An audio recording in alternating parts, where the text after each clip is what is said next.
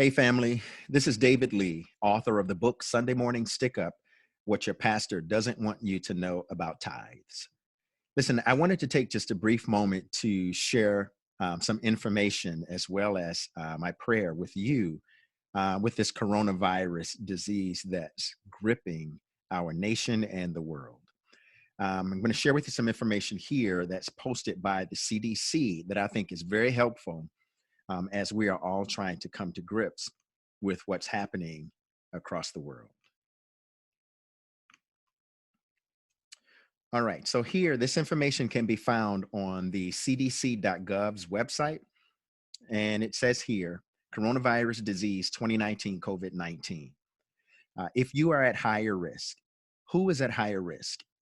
Early information out of China, where COVID-19 first started, shows that some people are at higher risk of getting very sick from this illness. This includes older adults, people who have serious chronic illness or serious chronic medical conditions like heart disease, diabetes, or lung disease. Getting ready for COVID-19 now. So take actions to reduce your risk of getting sick. If you are at higher risk from serious illness from COVID-19 because of your age or because you have a serious long-term health problem, it is extra important for you to take actions to reduce your risk of getting sick with the disease. Actions such as stocking up on supplies, take everyday precautions to keep space between yourself and others. When you go out in public, keep away from others who are sick. Limit close contact and wash your hands often. Avoid crowds as much as possible. Avoid cruise travel and non-essential air travel. During COVID-19 outbreak in your community, stay home as much as possible to further reduce your risk of being exposed. You also want to have supplies on hand. You can do this by contacting your health care provider to ask about obtaining extra necessary medications to have on hand in case there is an outbreak of COVID-19 in your community and you need to stay home for a prolonged period of time.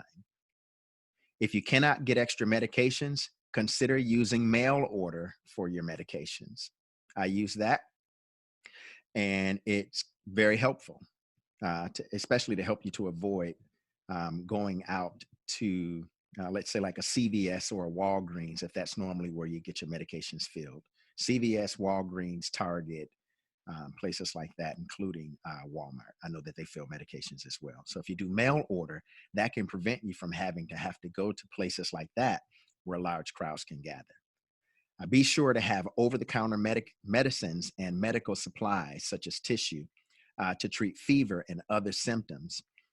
Most people will be able to recover from COVID-19 at home.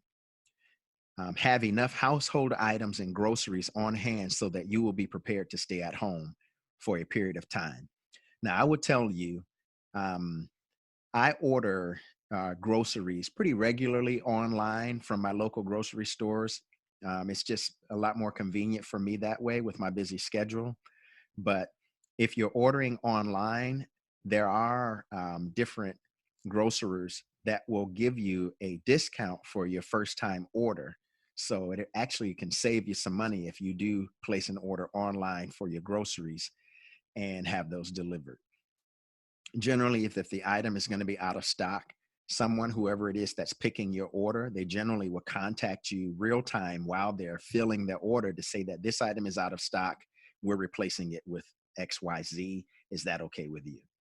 That's been my experience with Tom Thumb. I shop there. It's a wonderful grocer, and I generally find all the things that I need. Although when I did place my online order with them here recently, only about half of the items that I ordered were available. None of the meats were available. All right, so just keep that in mind as you're trying to stock up. All right, take everyday precautions. Some of these things are common sense, but avoid close contact with people who are sick. Take everyday preventative actions. Clean your hands often. Wash your hands often with soap and water for at least 20 seconds, especially after blowing your nose, coughing, or sneezing, or having been in a public place. If soap and water are not available, use a hand sanitizer that contains at least 60% alcohol. To the extent possible, uh, avoid touching high-touch surfaces in public areas, public places, such as elevator buttons, door handles, handrails, handshaking with people, etc. Use a tissue or your sleeve to cover your hand or finger if you must touch something. Wash your hands after touching surfaces in public places. Avoid touching your face, nose, eyes, etc. Clean and disinfect your home to remove germs. Practice routine cleaning of your frequently touched surfaces, for examples like tables and doorknobs and light switches, handles, desks, toilets, faucets, sinks, and especially your cell phones. Avoid crowds, especially in poorly ventilated spaces. Your risk of exposure to respiratory viruses like COVID-19 may increase in crowded, closed-in settings with little air circulation if there are people in the crowd who are sick. And you want to avoid non-essential travel, including plane trips, and especially avoid embarking on cruise ships. All right. I want to read for you here, or I want to share with you here a video from the CDC that I think is very helpful, and it contains information that I believe that can help you as we're all making preparations for how to better deal with this virus, this disease that's going around.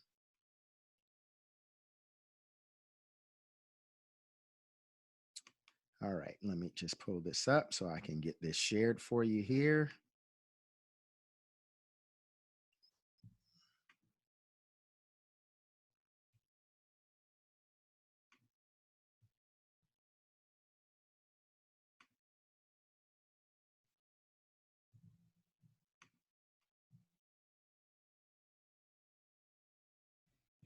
Hi, I'm Dr. Jay Butler, Deputy Director for Infectious Diseases at CDC. I'd like to talk to you about the new virus that causes the disease COVID-19. Older adults and people who have severe chronic medical conditions, like heart, lung, or kidney disease, or diabetes, may be at higher risk for severe illness from COVID-19. If you are one of the people at increased risk for serious COVID-19 illness, it's especially important for you to take action to reduce the risk of getting COVID-19 now. The first thing you can do is take care of your own health. Wash your hands often with soap and water for at least 20 seconds. Use an alcohol-based hand sanitizer with at least 60% alcohol if soap and water are not available. Cover your coughs or sneezes with a tissue, or cough or sneeze into your elbow, not your hands. Avoid contact with people who are sick. Clean and disinfect surfaces in your home, such as counters, tabletops, and doorknobs to remove germs. Use household cleaning sprays or wipes according to the label instructions. The next thing you can do is make a plan for what to do if you do get sick. Know who will take care of you if your caregiver gets sick. Talk to your healthcare provider about getting extra necessary medications to have on hand. Get enough supplies too, including enough household items and groceries so you can stay home for a few weeks if you have to. The third thing you can do is pay attention to what's happening locally. If COVID-19 is spreading in your community, stay home as much as possible and avoid crowds. If you get sick with fever, cough, or shortness of breath, call your healthcare provider. If you develop warning signs, such as difficulty breathing, persistent pain or pressure in your chest, confusion, or blueness of the lips or face, these may be signs of serious illness. Call 911. For more information and the latest resources, please visit cdc.gov/COVID-19 or call 1-800-CDC-INFO. That's 1-800-232-4636. All right, everyone, listen, I think this information is extremely helpful. This is the kind of thing that we need shared everywhere so that everyone is on the same page in terms of what can be done in order to help to minimize our risk of contracting or catching this terrible disease. So I just want to encourage you and let you know that you're not alone. We're all in this together. I know that there are lots of things, at play throughout social media that try and help, you know, uh, continue the divide that exists between us. But when things like this happens, it really helps us to understand that we really aren't different as people would like for us to think that we are. So we're all one race, and that's the human race. And with this particular disease that's a pandemic globally, and we're wrestling with it now here in the US, it's even more important that we all come together and begin to love on one another the way that we really should have been doing before something like this broke out in the first place. So I just want to pray with you and encourage you. So, Father, I thank you now in your precious Son's name that your healing, your protection, your glory, it shines all round about us, just as it did for our parents who have gone on before us. And Lord, just as you were faithful to them to keep them and to protect them through all the things that they faced throughout their lifetime, we know, Lord, that you're with us and you're guiding us and you're loving on us and you're protecting us even through this thing that we face in our lifetime. So we thank you in advance, Lord, for what you've already done, even before we come through this, Lord. So we look to you, who is the author and the finisher of our faith, and we put our trust in you. In Jesus' name we pray. Amen. So listen, thank you so much for joining me, guys. I just wanted to take some time out just to encourage you and let you know that I'm thinking of you. Again, my name is David Lee, and I wanted to let you know that I love you. If you haven't heard it today, I love you. I love you. I do. And you know what? You're going to be all right. Hang in there. God bless you.